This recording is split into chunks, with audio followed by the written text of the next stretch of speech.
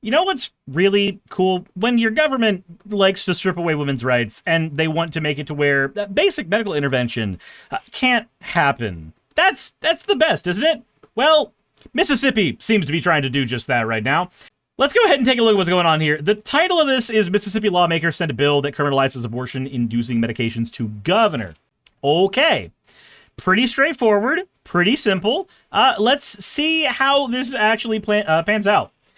People who distribute or intend to distribute abortion-inducing medication in Mississippi could face criminal charges up to 10 years in prison if convicted under a bill lawmakers are sending to Republican Governor Tate Reeves. Now, should be noteworthy that sending a bill is something that anybody can do. Like, literally anybody on the planet can send a bill to somebody who is in office. That is a thing anyone can do at all. So it doesn't necessarily have a ton of weight to it, but a bill being sent there means that there are people who really want that to happen, and that is something that we need to actually keep an eye on. So, experts say that criminalization would lock up desperate Mississippians and scare doctors away from prescribing these medications in clinical settings for non-abortion purposes, such as stopping postpartum hemorrhaging and easing symptoms of miscarriages. Lawyers added restrictions on abortion-inducing drugs to a drug trafficking bill that passed the House. No, I don't want to do that, Associated Press. That passed the House 76-38 and the Senate 37-15 on Tuesday. Of course, Republicans control both chambers. I think we're going to end up trapping a lot of people into the criminal justice system simply because they want to have autonomy over their old bodies. Yeah, that's exactly what that's doing. So, like, okay, I remember years ago where debates on abortion had less weight. And they had less weight because we had Roe v. Wade at the time, right? And while Roe v. Wade was a law predicated, primarily on privacy, it still was a law, or it still was something that was on the books, not law, but a judicial opinion. It still was an opinion that allowed women, basically at a federal level, to get abortions. Basically up to, I think, 21 weeks was what it was at the time. And I remember thinking that any argument that was had about abortion would be strictly in the hypothetical. That's all it was.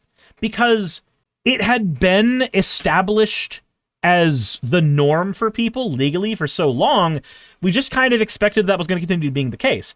Kind of an example of egg on all of our faces, because if you do not fight for your rights, you will just lose them. And fighting for your rights can take a lot of different... it's not just going out in the streets and throwing a fucking Molotov cocktail at a police officer. You can fight for your rights by going and lobbying at Congress. Like, you've got options. You've got options. Not everybody has to go Luigi Mangione, but So it's now one of those huge examples for me of like what happens when you do not properly enshrine a right. Because the reason that everybody felt safe was Roe seemed like it was established legal precedent, and all it took was Donald Trump getting the right people into the Supreme Court in order to make legal precedent flip in a way that did not support women's rights to their own bodies. So now we're here in a world where they've lost that, and all of those hypothetical arguments from years ago now look a whole lot more dire. Instead of them being arguments about a hypothetical scenario that may one day happen, now it's like looking back at a shit ton of red flags. It's really, really fucked up.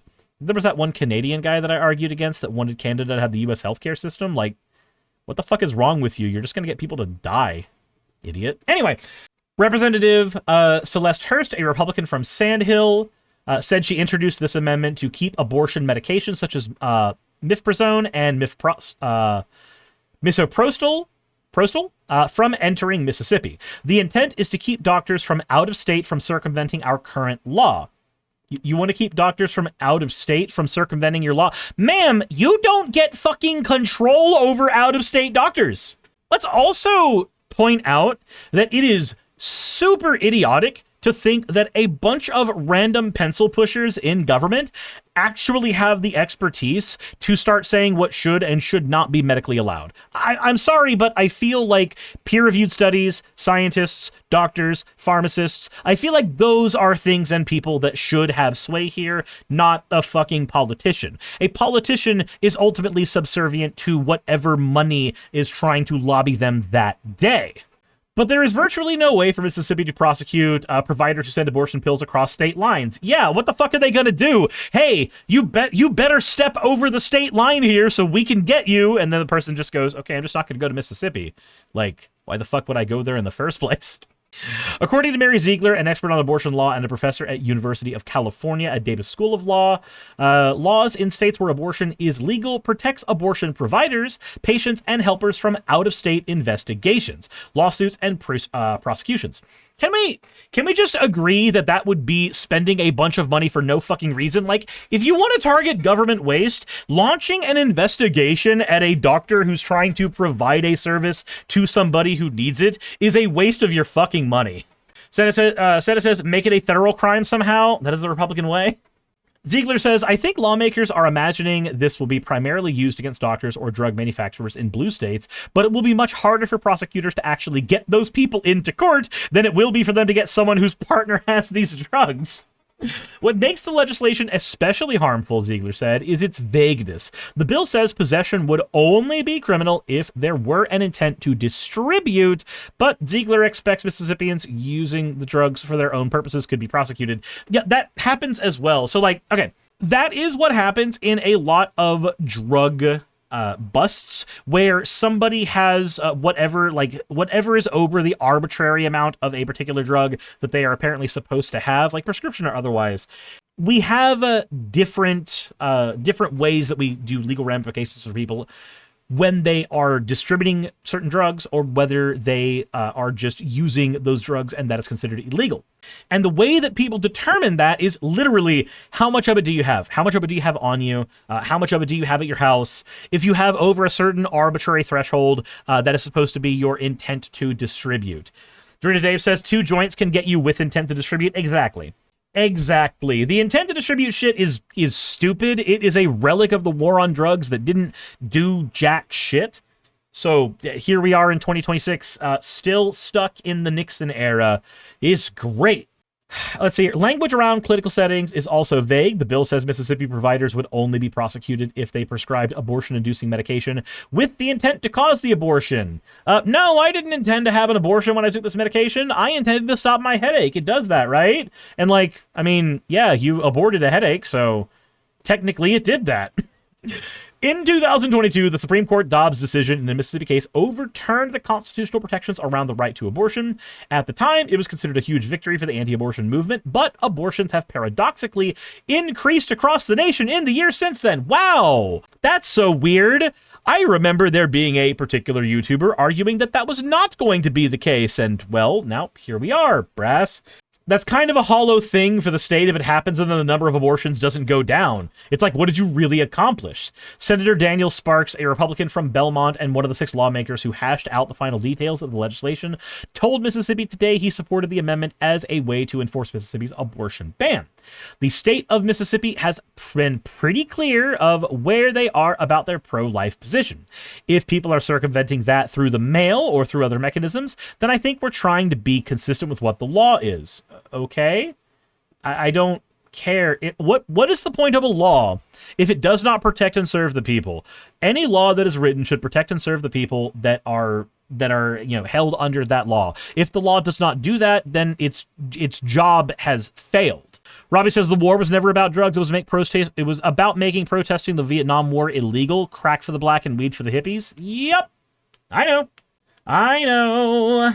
Senator Bradford Blackman, a Democrat from Canton who voted against the bill, said it's outrageous, ridiculous, and unnecessary to lump abortion medication in with scheduled drugs and allow the state to enforce imprisonment of 1 to 10 years for the offense. In the end, Blackman said it's just going to hurt poor women. The wealthy Mississippians are still going to be able to go where they want to get abortions. And yeah, that's basically true. It's really weird. Like, just ask yourself the question. If you are somebody who is for this, just ask yourself the question very simply. Why are you okay with the government largely comprised of non-experts, having a say in what you do with your own body. Because I really think that's what it boils down to. It's about you being okay with the government having control over your body, or your girlfriend's body, or your daughter's body, or, you know, that weird uncle at the Thanksgiving thing that also happens to be a trans man, that person's body as well. Any of those people, this is the government controlling their body. And someone says they're only pro-life until the child is born. That too, yeah. But that's... So, I understand that that is a neat rhetorical tactic we've had for years, but it also doesn't really do a whole lot, because ultimately, if pro-life just means they are anti-abortion, then that's what the statement means. That's what the statement means. I know that Carlin has a wonderful bit on that, where if you're pre-born, you're good. If you're preschool, you're fucked. I get that. But ultimately, this is about the government having access to the ability to control your body. If you want them to have that, if you think they should have that power, none of you are small government Republicans. Every one of you is lying.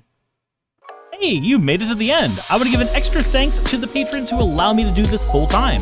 I want to thank Aaron Rail, Astral, Britzkrieg, Jemshin, Poundini, Red Joker, Victoria, Jonas, Craig, Tarika, Fireshard, Smiling GM, John, Dren Hadamada, Creeper, Sagitta, you know I'm not saying that last part, Sylvie Snow, Valis of Seraph, Ottoman Angel, Rooster Rachel, and Fire Panda, who are all my $20 and up patrons.